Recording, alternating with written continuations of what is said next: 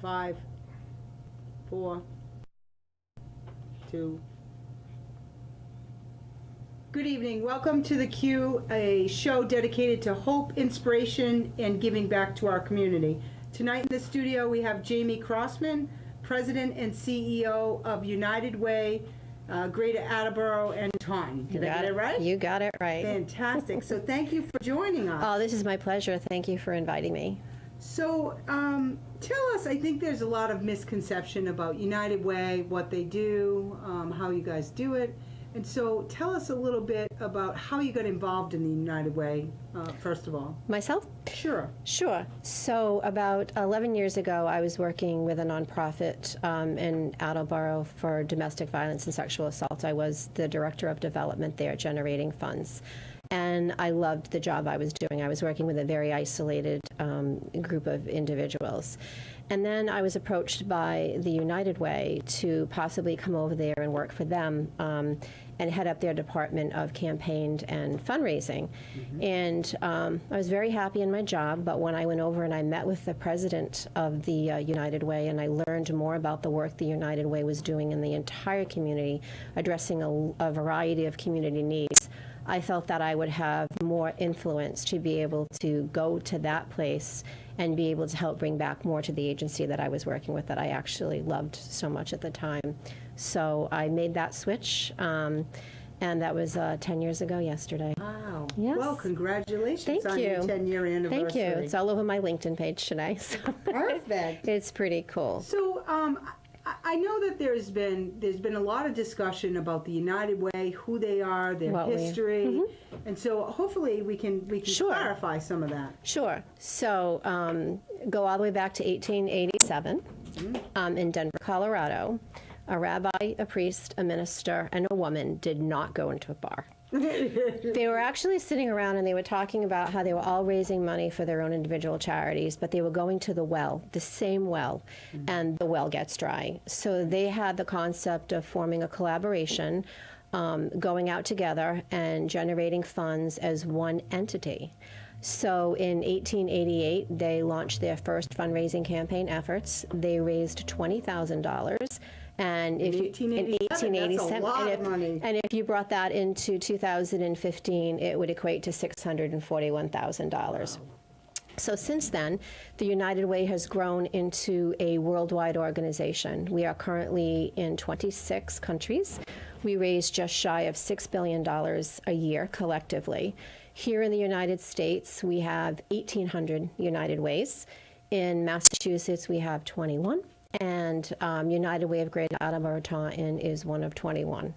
And the first thing people always ask me is, why do there have to be so many? And to me, I think it's a blessing because we are all assigned communities in a territory. In our communities, we encompass 11 communities from Mansfield, Plainville, Seekonk, Rehoboth, Attleboro, North Attleboro, Taunton, Berkeley, Rainham, and Dighton. So that is our family area. So we spend significant time in the community. We have presence on all types of community coalitions and councils. We know our communities. We run community needs assessments to know what does our community need for support, where are we lacking resources and services. And even in the area that I work, what is prevalent of a need in Attleboro is not necessarily a prevalent need in Taunton. So by having these small communities, we're able to form coalitions within those communities and addressing issues at root causes, looking to generate solutions. So there really is a benefit when I can drive into 11 different communities and know the story behind each community. I think every United Way is blessed by that. So although it sounds like there's a lot of us, we're all so specialized in what we do. I think that has greater impact in the communities that we work. And so tell us a little bit more about how you assess these needs in the community. Okay, so every 3 to 5 years, what United Ways will do is we will go out into the community. We happen to partner with Bridgewater State University at times with other United Ways that are locally, and they will go out and do community needs assessments for us. We will conduct phone surveys, we'll do focus groups, we'll do email surveys. We reach a cross demographic of the community, and we find out, you know, what are the challenges you're facing in the community? What do you think, we need to put resources into? And, it's never any surprise. Hunger, homelessness, youth, financial stability, transportation. Those are the 5 prevalent areas that we're working in down here. And that helps set the benchmark for us as to what areas we need to focus in to form collaborations to address these root causes. 7 years ago, one of the things we were learning more about the homeless population that is in our communities and the challenges that they are facing. So we pulled together agencies, civic groups, business leaders who had a passion for homelessness, and we started a group, and that group is known as the South Coast Regional Network to End Homelessness. We have been successful in helping individuals and families come off the street. We have been successful with starting a program called The Call, where you can call 1-800-HOMELESS. And we've centralized the access to homeless services through one agency, so an individual doesn't have to make multiple calls to get into the system. Because that can be really frustrating. Navigating social services can be really great. And I want to talk in a little bit about a program that helps take all that stress off of anyone. Since then, we have gone from approximately, in the past couple of years, 564 families living in motels down to about, I think it was around 100, I heard the last number. In our local area, we've gotten all but 2 families out of motels. They're living in shelters. We partner with the state, and the work that we were doing has been recognized. That last year in our budget, we were earmarked $50,000 through Governor Baker to continue the work that we're doing. Wow. So, and I do know that many of those families included children. Yes. So kudos to your agency for getting those children out of... It's incredible, and it takes a group effort. We're blessed that, we don't provide direct service. That's something people think United Way does. We don't. We find the resources. Our job is to build community capacity by convening like-minded individuals and groups, and that makes us a little bit different than your local nonprofits providing services like the YMCAs and the Boys and Girls Clubs and the visiting nurses. We don't provide direct service. We know the experts, and that's who we choose to invest in. So from those community needs assessments, that regional network was just one of the things that came from that, and that network is now serving the entire Bristol County. Fantastic. So you started to say that there was an agency that sort of helped people navigate the system. So you were starting to dive into. So Mass 211 is Massachusetts free information and referral service, and several years ago, the federal government put a call to action. And I believe Hillary Clinton was a very strong voice behind that. That said, everyone in the country knows if you have an emergency, you dial 911. Right. If you need a phone number, you call 411. Right. If you want traffic, you call 511. Right. Nobody knows how to navigate social services. So United Way stepped up to the plate and developed a program called 211. Every state has a 211 service. Ours is based in Framingham, and it is administered by the United Way of Tri-County. And I'm fortunate I get to sit on that board of directors and get firsthand involvement with that. And what that means is 24 hours a day, 365 days a year, regardless of where you are, you can pick up any telephone, dial 211, and tell them your story. We don't want you to call and say, tell me where there's a food pantry. We want you to call and tell them your story, because there's trained call specialists on the other end that are going to assess your needs, and they're going to say, well, I want you to contact this agency for some emergency assistance fund to help you rent. This is where a food payment is, a food program is. They're going to give you the list in your community by zip code of those agencies that could potentially help you. Of course, you have to fit into that criteria. Right. But that takes all of the work of trying to navigate who to call off the individual's shoulders. And we kind of tend to try to tell people to, if you think you're going to run into some sort of a problem economically, or if you know someone who might be in a domestic violence situation and you're not sure, just call this number, tell them the story, and they're going to tell you where to turn and how to get help for them. So let me ask you this. So if I knew someone that I thought maybe had a story that I couldn't get to call 211, could I call 211 and say, you call I on know their of this behalf. family? Perfect. Absolutely. And from my local areas that we work, we're averaging a 4,000 to 6,000 call volume a year.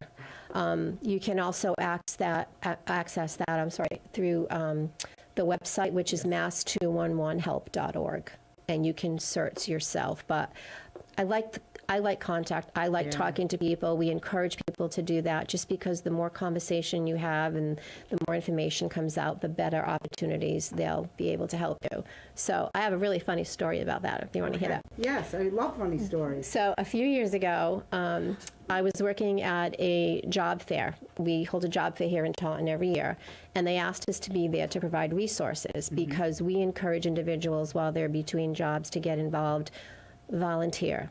You might find a different passion when you want to change a career. It'll keep your skills sharp, your networking capacities. So this woman came to me, and she was in her mid-50s, and she was very upset. She says, I have to find a job. I've never worked a day in my life. My husband's taken care of me. He died a few months ago, and I just don't know what to do with myself. I've never paid a bill. I don't know what to do. So we talked to her a little bit about Mass 211, and she left that night, never talked to her again. 3 years later, she came to me at the same fair, and she said, do you remember me? And she refreshed my mind of her story, and I did. She said, well, I went to the Taunton Career Center, and I got some job skill training, and then they helped me get placed in a job, and I've been working in an office, and I met a man, and I'm getting married. She said, what a wonderful story. And she said, I feel like I owe all of that to you and to United Way and Mass 211. Oh, that's an awesome story. It was an awesome story, yeah. That makes it all worthwhile. It does. And we, Mass 211 is funded by local United Ways through some of the donor dollars that we acquire during the year. So that's my favorite Mass 211 moment. That is an awesome story. So let's talk about the donors, because I think a lot of people are under the impression that United Way is just fundraising. No. Right. That was your grandfather's United Way, but today our mission is to build community capacity by mobilizing like-minded individuals and organizations to advance the common good. We focus in on the areas of... What does that mean? It means we want everybody to have a great life. People misconstrued United Way and think that we are only out for funding food pantries or to help those that are poor, at poverty. We're not. We're the United Way. We're about the entire community. Yes, basic human needs such as food and shelter, you have to have those as the building block and the foundation for anything. So of the funding that we do raise, we allocate 10% to basic human needs. And when we have that figure every year, we allocate it to our 11 communities based on census population to be fair and equitable with the dollars. So what we do is we work in the areas of education. We want to increase our high school graduation rates. Health, we have 33% of our youth not very healthy, and technology has a huge impact on that, and financial stability. And those three combined will help you hopefully achieve the greatest potential. Right. So beyond convening the different groups that we've talked about in the coalitions, we have to generate some money to invest somewhere into the community. So most of our revenue comes from hosting workplace campaigns in organizations where employers let us come in, talk about the work we do in the community, talk about the resources we can share with employees, and ask employees to consider making a pledge out of their paycheck at whatever level of comfort they have to the United Way. At the end of our campaign season, we collectively raise a little over $2 million. So now we have this great pot of money. What are we going to do with it? So it floats back to the community needs assessments that we talk to of those areas. And we reach out to the community, to the nonprofits, and we ask any nonprofit who's interested in possibly a one-year grant to come to a meeting and learn about what type of program services we're looking to invest in to impact our community. And from there, They submit applications. We have a process of vetting them down to those that qualify, and we run on volunteer panels. We're a volunteer-driven organization. We only have 7 women on staff doing this. Wow. And we have, No, it's okay. Go ahead. We're going to take a break right Sure. now, but we're going to encourage our callers to call 508-822-1106. We are taking your calls. We're talking with Jamie Crossman, the president and CEO of the United Way, Greater Attleboro and Taunton. We'll be right back. High school events and college recruiting DVDs. Every Friday at 4:05 and Saturday at 11:05, exclusively on 1530 AM WVBF. 4 Deep Sports Talk, where high school and youth athletes come first.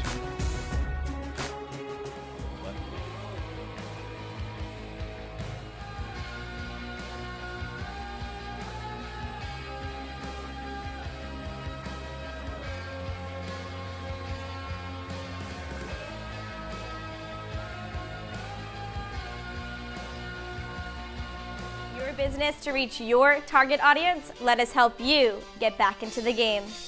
We do college recruiting CDs covering Little League Baseball and high school sporting events. We get it done right. Every Friday at 4:05 and Saturday at 11:05 a.m. exclusively on WVBF 1530 a.m. and High School Action on 88.5 FM.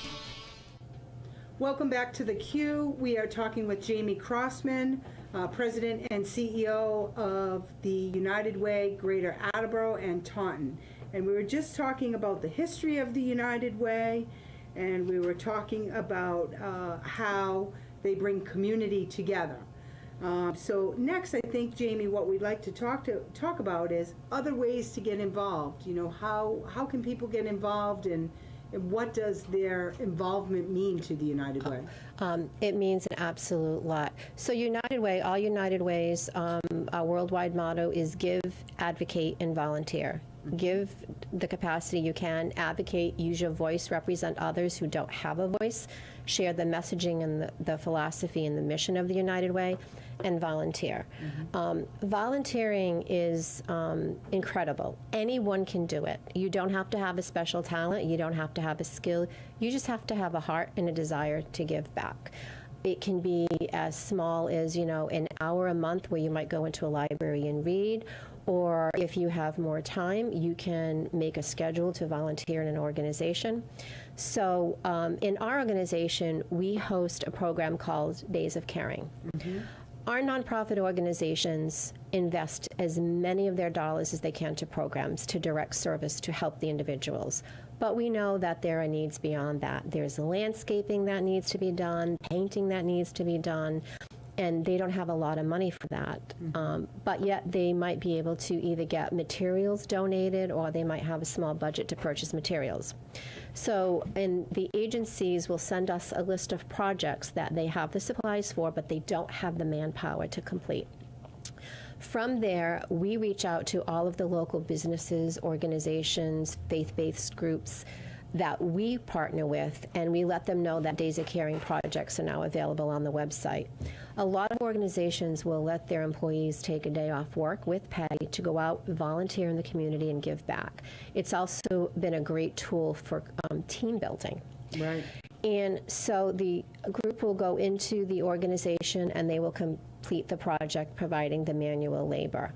At the end of the day, to equate that labor in the Massachusetts rate, each volunteer hour equates to approximately $23.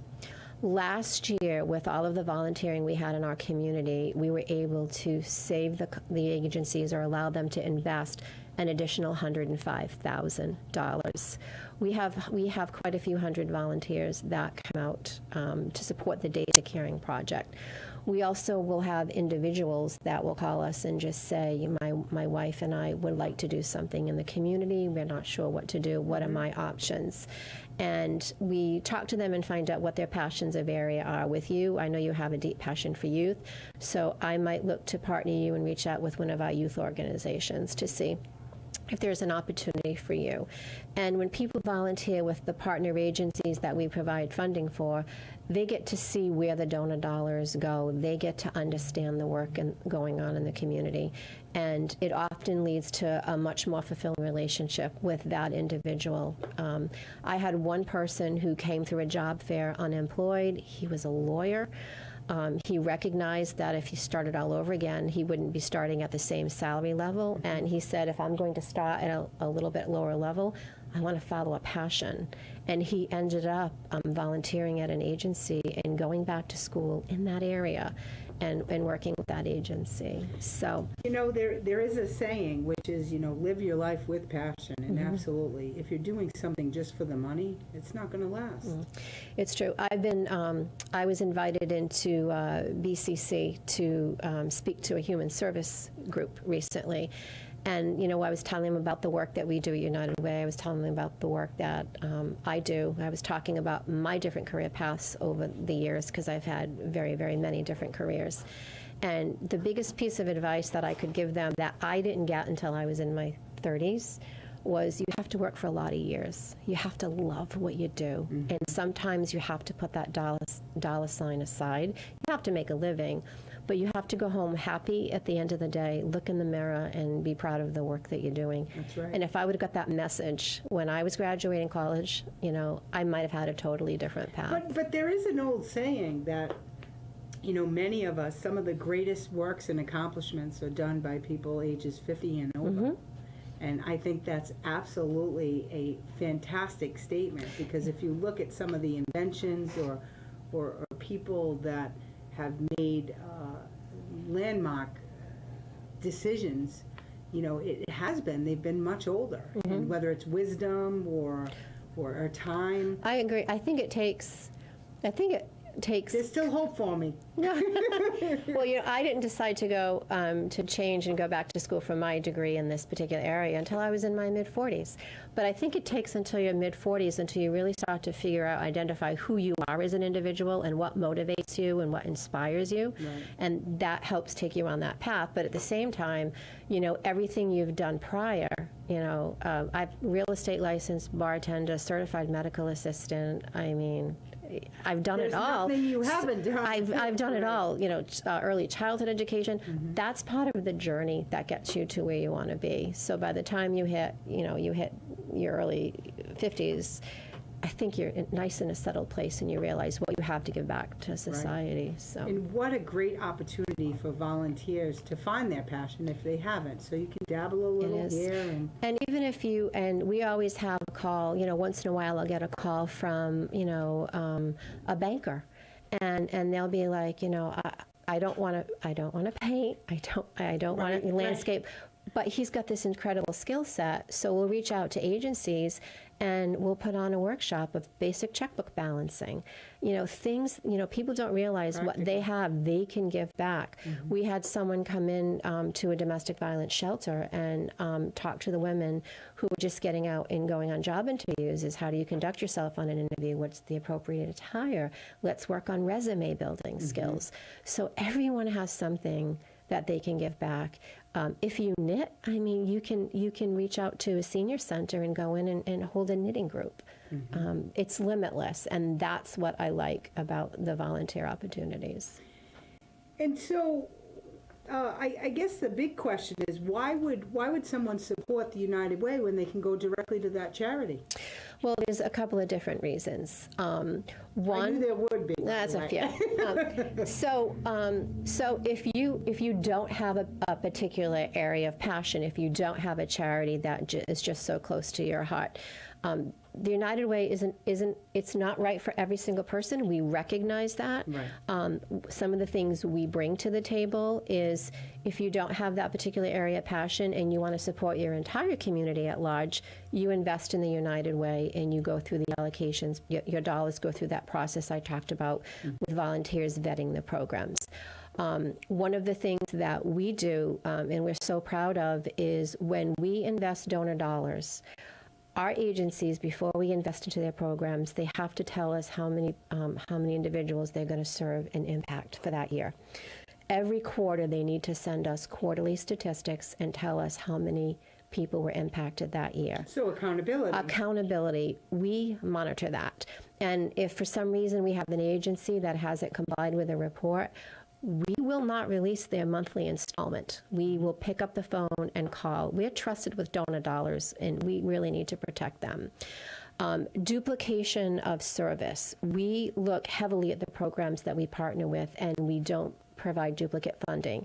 For example, if you had a daycare on 1st Street and Dominic had a daycare on 3rd Street and you both came to us for funding, we're going to say, Dominic, meet Kerry, get together, work together, and put in one application for us. We stretch the dollars a lot further. I can't speak to all organizations as far as their administrative overhead. We all know there is a cost to doing business. We're, as the industry in the nation calls any charity investing 65 cents on the dollar is a good charity. We're currently at 81 cents, and we work to get that number down every single year. So we're very proud of that. United Way dollars, when we tell an agency in May that they are going to be receiving $50,000 for their program. Some of it is from our general fund, and some of it is from donors designating their money to that agency. They can count that as budgetable dollars. If you randomly just sent donations into an agency, they can't count that as budgetable dollars. They don't know what's coming. Beyond that, when So it sounds like, if I can just interject here for a moment, it sounds like that your money will go further and that there's more oversight if you donate through the United Way. Exactly. Agencies write for grants. They go for state and they go for federal funding. And because state and federal and private foundation money is so restricted, most often and a grantor will ask for match dollars. So if you're asking a funder for $20,000, they're going to say you need to match it with 20. Where is that match coming from? Right. United Way dollars. So you can actually, that can actually leverage additional funding into the community. In fact, our funding process is so rigorous, and we invest in such high quality programs that most organizations now, whether it be through bank foundations or private foundations, when you apply for a grant, one of the questions is, do you receive United Way funding? And some people thought that was because they would think if you got United Way funding, you don't need our money. And that's not true. It's because they validate knowing what rigorous process we have. We're like the good seal, housekeeping seal. Yeah, the good housekeeping seal, yes. So, those are just a few of the reasons why investing with us, can help. But I could see that initially I would have thought that too. Oh, well, if you get United Way money, maybe you don't need it. But And United Way dollars can only go to direct services. They can't go to fund capital improvements or putting a carpeting in. They are designated for human service programs. So, and it's not a good fit for everyone. There are some individuals who are okay if they sent a check to a charity and they used it to, build construction or something. That's fine. That's great. Right. This is just a product that we have to offer. Right. So. And so what do you find most challenging in your work with United Way? Most challenging. There might be more than one, I know. I know, I'm trying to narrow it down. Well, for me, what's really hard is getting, we're a middleman, we're an intermediary, and getting that education out there as to why to invest through the intermediary as opposed to going direct to the charity. That's a very strong challenge that we encounter every day.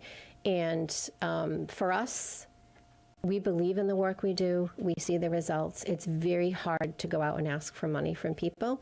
It's easier when you're not asking for it for yourself, but it's even easier when you believe in the mission and the process and the transparency of everything we do. But what a great organization, especially with, it really must make you feel good at the end of the day. We see so much negativity, everything with violence and we just see a lot of negativity in the news and the media. That it's a fantastic job that you're doing.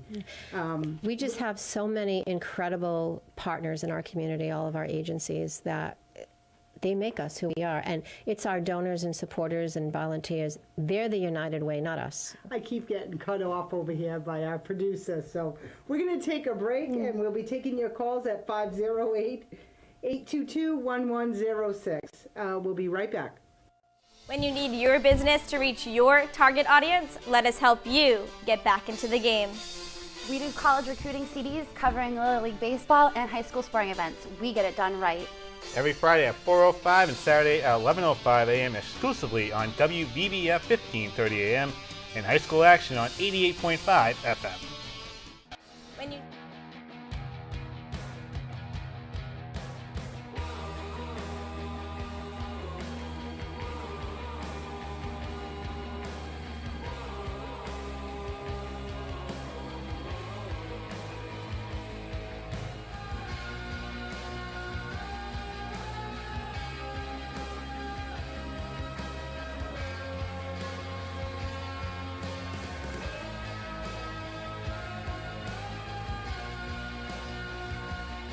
Help you get your business back into the game. We cover youth sporting events from Little League Baseball to youth football and hockey, and even AAU basketball. We even do high school events and college recruiting DVDs. Every Friday at 4:05 and Saturday at 11:05, exclusively on 1530 AM WVBF. 4 Deep Sports Talk, where high school and youth athletes come first. Let us help you. Good evening and welcome back to the Q. We have so much fun in the studio. Apparently, we draw all kinds of doodly stuff here, so it's a lot of fun. But one of the things that we're talking with Jamie Crossman, the president and CEO of the United Way of Greater Attleboro and Taunton, and thank you again for joining us. We've talked a little bit about what United Way does, how it works, how you assess community needs. And I think next what we want to talk about is, let's talk about this. How long have you supported United Way? 34 years. 34 years. 34 years. So I had never heard of the United Way. Okay. I was a youngin'. I was working in an organization here in Taunton. And one day, the owner of the company said, we want everyone to come to the cafeteria. And there were a few hundred of us. And so we all went, and we were sitting at a table, and I randomly sat next to this guy. I didn't know who he was. And the owner started talking about United Way, and he had a United Way rep there, and she was talking about the United Way and the work that they were doing, and it was very intriguing. And so he asked us to consider donating 1 hour of our salary a month to the United Way, which for me was $4.12. Mm-hmm. So I said, okay. So I did that, and he said, well, anyone who meets that challenge, I'm going to pull a name, and the winner's going to receive a trip for 2 to Montreal. So I looked at the guy sitting next to me. That was kind of a nice incentive. And I said to him, hey, when I win the trip, you want to come? And he said, okay. Oh, boy, this is going to get interesting. I won the trip. He called me up, and he said, well, it's October. The trip's for New Year's. We probably should start dating. So we started dating, and we've been married 34 years. That's a fantastic story. Some days I love my job more than others based on what's going on at the house. Right. But United Way has always been part of me, and wherever I've been from there, I've always supported it. Because so your good luck charm. Yeah. And now it's really incredible for me is I go back to that same company as the United Way rep now. Wow. And most of the folks that are there, they've got incredible longevity. Remember me from when I was young and met this guy there and went on the trip and got married. So United Way has just always been dear to my heart. So do you bring him to speaking engagements with you? No, I talk about him now. Oh. I had him come to one meeting. We had a general annual fund meeting last year. We were talking about why we were involved in the United Way. All of our speakers were talking about that, and I shared my story, and he's slithering under the table a little bit as we go. That's a great story. Yeah, it is a lot of fun. So what about when you first volunteered for United Way or became involved with United Way? How did that work? I just really didn't know too much about it in the beginning, so I wanted to learn more. And 97% of Americans will recognize our logo, but they can't tell you what we do. That's right. So that's why education. And when as I mentioned earlier, when I was invited over to talk to the United Way about pursuing a career with them, I did a lot of research. I went out and I talked to agencies and, what does United Way do in the community? And the respect that we have in the community through the work we're doing and our partners is immense. And we're in the middle of a strategic planning process now. And we did some surveys in the community about what would United Way, take away from this community if we didn't exist.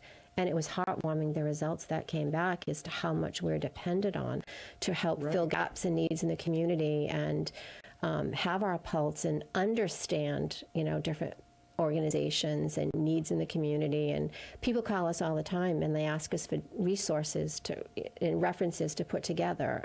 We were having a conversation before the show, and you had someone you knew, I and was listing some resources. you needed resources, Absolutely. and that just it's incredible. It's a feeling you can't describe. It just makes you happy to go to work every day. Right. And let's talk about some of your volunteers, because I think they... Oh, we have great volunteers. We have some major firms in our community that we partner with, and they'll go out and do about 20 to 25 days of caring projects. And we have some retired senior people that will come into our organization. They'll help us, we do some direct mailing at times, and it takes a lot to have staff stop and, put 5,000 pieces in an envelope. But the seniors, they love to come in. We give them T-shirts that say Live United on it, and they'll do the mailing, and they're always calling us to come into the office. And they're just wonderful, warm individuals, and a lot of them you end up forming personal friendships with.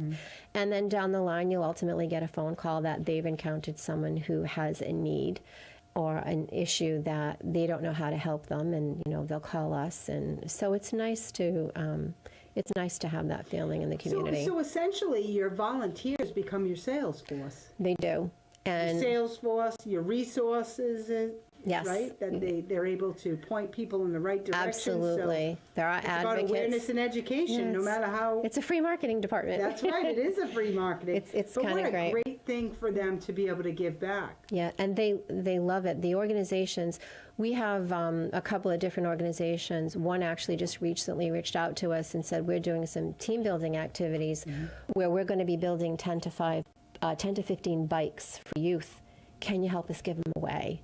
Do you know what that feels like? That must be awesome. To send out an email to youth organizations and say, we have free bikes. We have free bikes. You need to, can you nominate some children?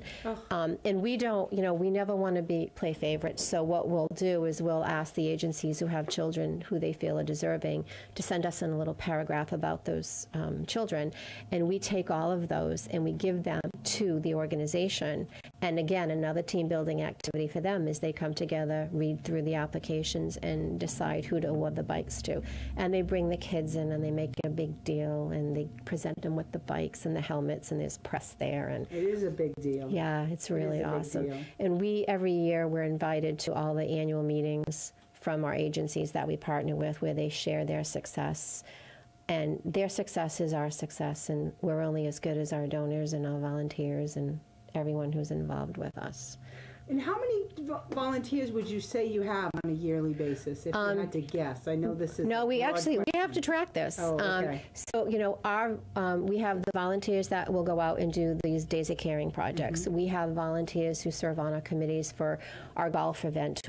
Our only individual fundraiser that we host is a golf tournament in October. We generate about $25,000 through that, and we have individual volunteers that will come and work on committees for that day.